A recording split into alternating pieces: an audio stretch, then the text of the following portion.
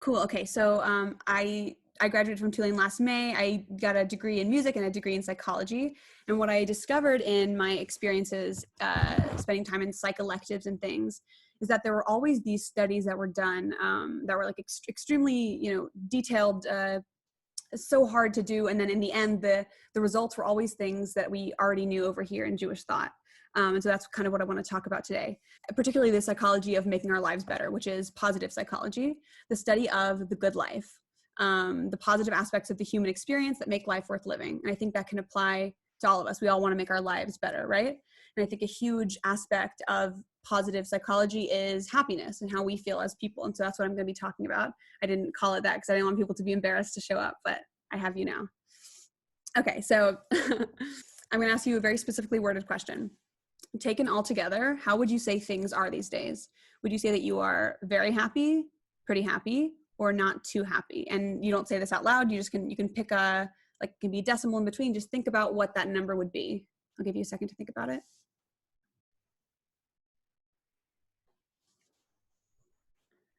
Okay, so that same question was asked to a sampling of Americans starting in 1976. Happiness kind of peaks in 1993, and then since then has been slowly, steadily decreasing. Okay, so happiness in general is declining. Would people kind of think that makes sense? Like, unfortunately, that seems pretty accurate, right? Okay. Okay, so now I'm going to show you another graph, and this graph is the rate of people who are religiously affiliated. So this is the growth of the religiously unaffiliated. It has grown dramatically. It's over a similar period, done by the same organization. And again, not totally up to our date, but we're just going to assume for our purposes that the numbers continued. Okay, so religious unaffiliation is growing, and I'll put them next to each other. Happiness is decreasing, and religious unaffiliation is rising. And these studies were not done over the same groups of people. I'm not saying that they are one causes the other. I just think it's an interesting thing to recognize. We're going to come back to this at the end. But my general conclusion is the American public is more unhappy than it has ever been, here. And then it's also more religiously unaffiliated than it has ever been. These are two separate facts. I'm not saying they influence each other, but I think it's interesting. Does anyone have any thoughts on that? Feel free to just speak up and if what that correlation means. I was saying, if you look at the religious affiliation for 1993, it's down, which means more people are religiously affiliated, but also there's a peak in happiness, and it's at the exact same time. So I think that's an interesting correlation right there. Absolutely. No, that's a very good point. I didn't even really look at that one. That's very good. Thank you, Ian. I appreciate it. It took a little while. Awesome. Okay, so now I'm just going to kind of present two terms. Okay, so I know we've all heard of the term looking at life as if it's glass half empty or glass half full. And for our purposes today, if we look at life as if it's a glass half full, we're looking at it through a gain frame. And when we look at life as if it's glass half empty, we're looking at it through a loss frame. Okay, so a gain frame is look at what we have, and a loss frame is looking at what we don't have. Okay, so I'm going to present these two studies to you. Dr. Allison Ledgerwood from UC Davis did a study where she asked people, would you like to have this particular medical procedure? Okay, so group 1 was told this procedure has a 70% success rate, and group 2 was told this procedure has a 30% failure rate. So we know that a 70% success rate is a 30% failure rate, right? A 30% failure rate is a 70% success rate. The only difference is group 1 is being presented the data through a gain frame, and group 2 is being presented it through a loss frame. So unsurprisingly, group 1 says, yes, I'd like to have that procedure. 70% success rate, that's good with me. And group 2, unsurprisingly, says 30% failure rate, of course not, how could I do such a thing? Okay, so that kind of makes sense. It's being presented negatively, so they don't feel good about it. Okay, so now here's a twist. Then group 1 was told, yes, there's a 70% success rate, but that also means that there's a 30% failure rate. And suddenly, group 1 does not want the procedure anymore because it's being presented to them through a loss frame. Okay, so then group 2 is told, yeah, there's a 30% failure rate, but that also means that there's a 70% success rate. And so we think that since group 1 said 70% success rate, great, I'll do it, that group 2 would also say that, except that they don't. They still don't want the procedure, even though it's being presented to them through a gain frame. It would make sense that they would say, yes, I'll do it, but they don't. Okay, so what do we learn from this? We learn that even if we are first presented with a positive something, a gain frame, once we are presented with a loss frame, we cannot get it out of our minds. It's like if you're having a a great day. Good things are happening to you. Happy events, happy things. And then one negative thing happens, and it's the only thing that we can focus on. I think, can people relate to that completely? Amazing. Thank you for all the nodding. Okay, so now here's the second study. 600 lives are at stake. Group 1 is asked, if 100 lives are saved, how many will be lost?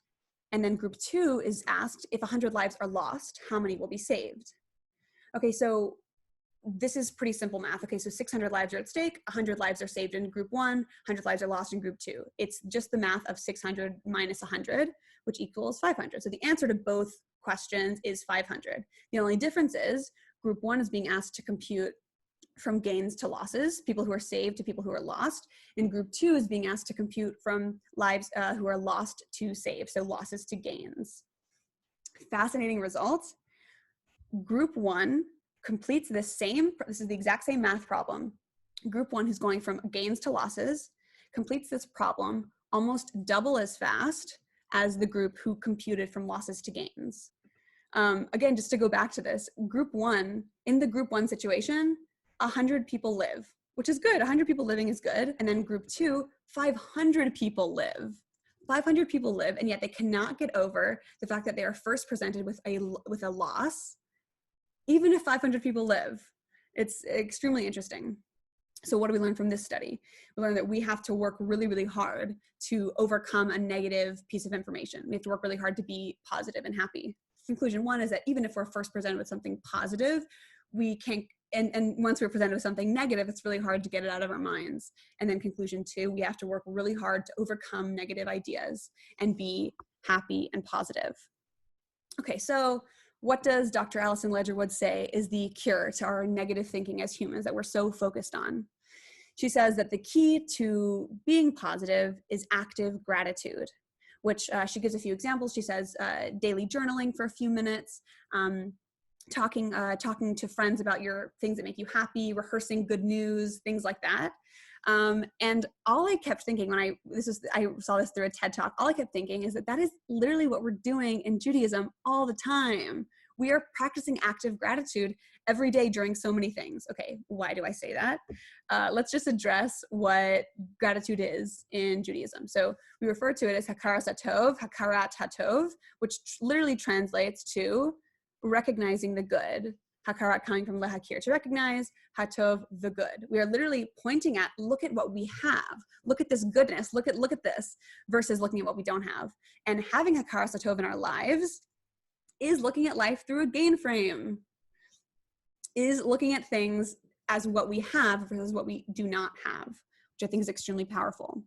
So this reminds me of something that maybe you guys have heard of before. This is from Pirkei Avot, the Ethics of the Fathers. A pretty famous line, Ezehu Ashir Hasameach Bechalko. Who is the rich one? He who is happy with his lot. So the people who are secure in what they have, recognizing that this is what I have and this is what I'm going to have and I'm happy with it. And there's also a psychological study to back up this one. Money can only buy us so much happiness. And I'm sure you guys have seen this. This study has been done in a lot of different ways. This is just the most recent one that I could find. Basically, if you can see in this graph, the amount of money that we have only makes us happy to a certain point. And that point depends on who you are. So here we have the word low referring to low education, moderate referring to moderate education, men, women, and then high levels of education. So that level of income is depending on who the groups are, but each of them has a peak where people who have a low amount of education, about $70,000 a year is their peak happiness. And then after that, the happiness continues to decrease. Our money doesn't make us happier people, which is hard to believe. I mean, money can only help us up to a certain point. So being content with what we have is an extremely powerful thing. Okay, so if we're talking about gratitude, why do we make blessings over things that we're grateful for, or say different tefillot over things that we're grateful for, and not calling them thanksgivings? So that we can break down with the word for blessing. So the word for blessing is bracha, which its root is bet reish chaf, which our sages say meaning to increase or to bring down divine abundance. Why? Because when we make a bracha, we are increasing God's presence in this world through our recognition of his role in creating it. But still, the purpose of a blessing really isn't gratitude, even if we are expressing gratitude for something. The purpose of a blessing is awareness that there's something else happening in our world, that there's something beyond us, awareness that what we have is something to be extremely grateful for, etc. And this is being aware of things in our lives is often referred to as mindful living. And mindful living is Jewish living. So a little graphic for you. In life, our life is mundane, our life is unhappy. And then once we make a bracha, once we bring the divine into our lives, when we sanctify the mundane, we are allowing the divine into the mundane. And look how much nicer it looks. So much nicer when we allow the divine in. Okay, so what other kind of brachot do we make? We have a lot. I'm going to start with modani. Modani, we're supposed to say it the second that we wake up in the morning before checking our phones, before doing anything else. So modani lefanecha melechai vekayam. I offer thanks to you, living and eternal King. Shechazarta binishmati bechamla, for you have restored my soul within me. Rabba emunatecha.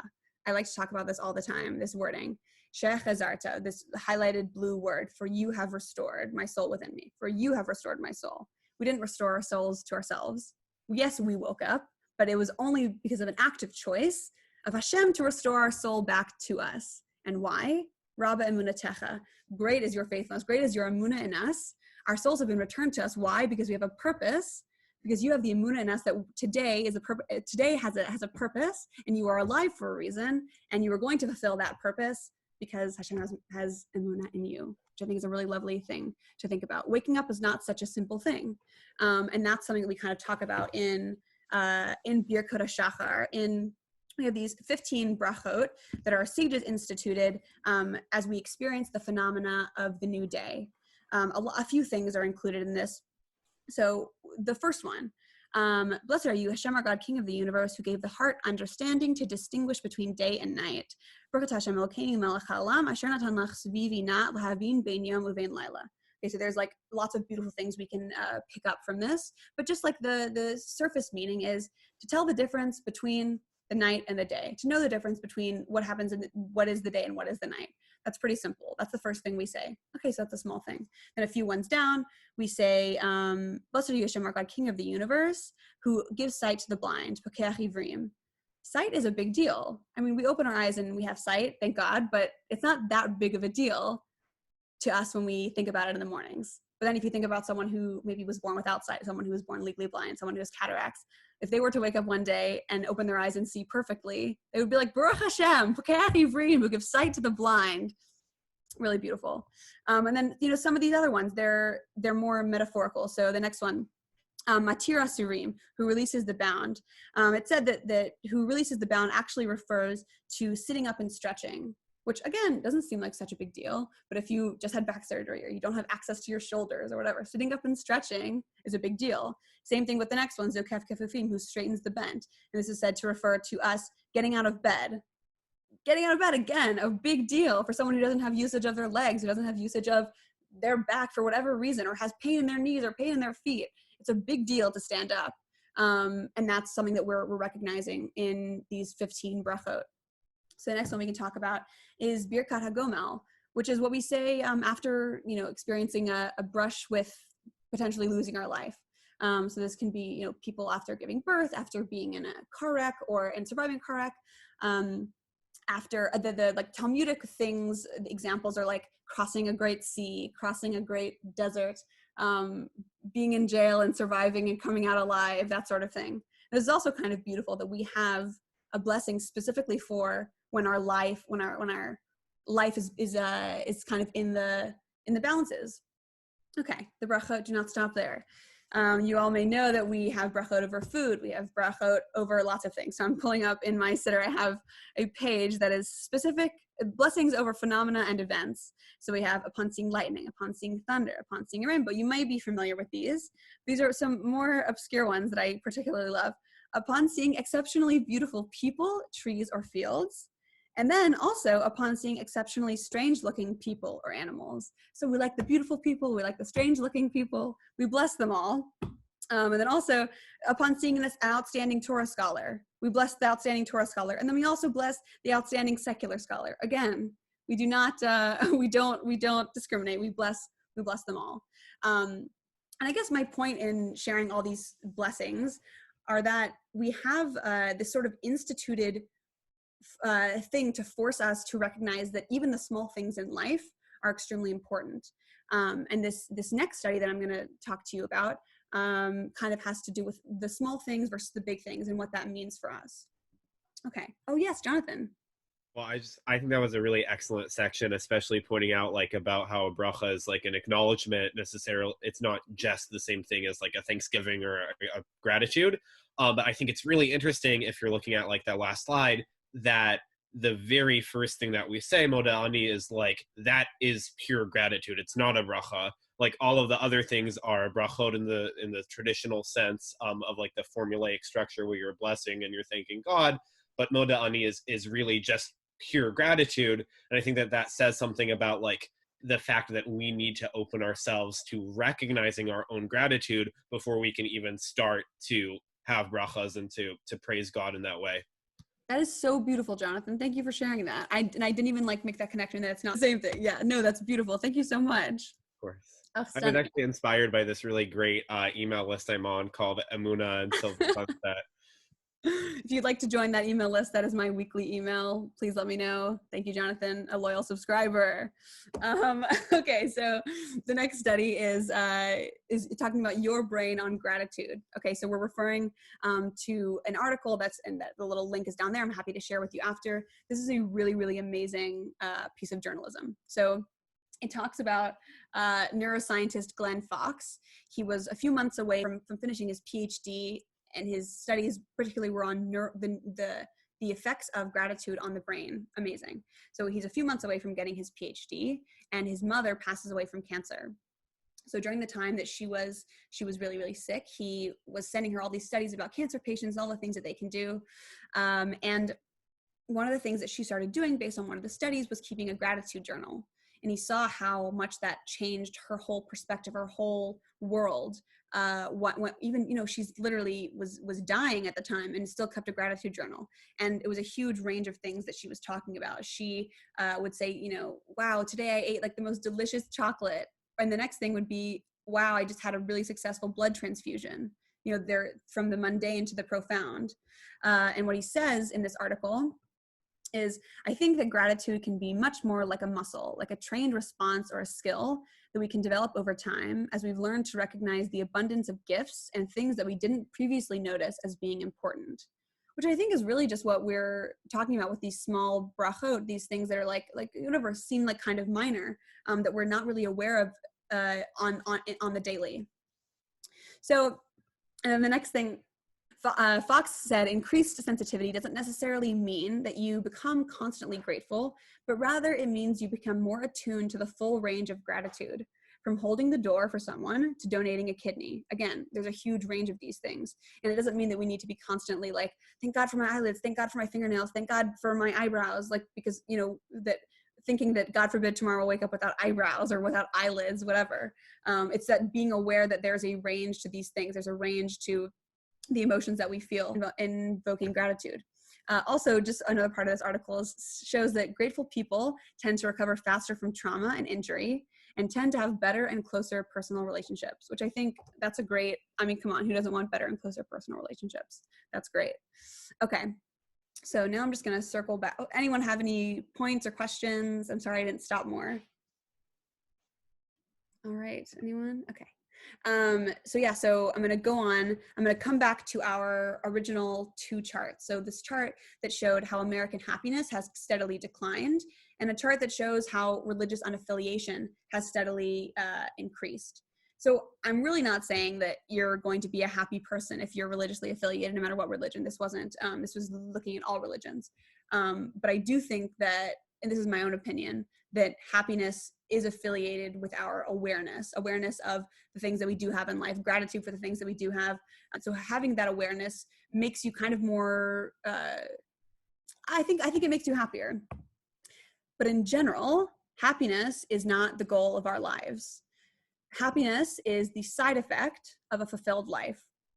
And I first heard that from Rabbi Lord Jonathan Sachs. I'm sure you've heard a few different people say that really beautiful sentence.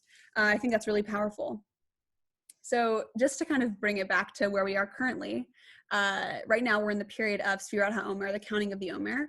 And each week between Pesach until Shavuot, Pesach being when we were freed from Egyptian bondage, and Shavuot being when we received the Torah on Har Sinai, on Mount Sinai, each of those weeks is associated with a sphira, an emanation, an attribute of God that we can understand. And so this week, the 5th week of the counting of the Omer, is Hod, which is mostly translated as splendor, but the essence of it is humility and gratitude. So firstly, kind of beautiful, that's the week that we're talking about this. And then also, not only are we in the week of Hod, but today is the day of the week. We are Hod of Hod.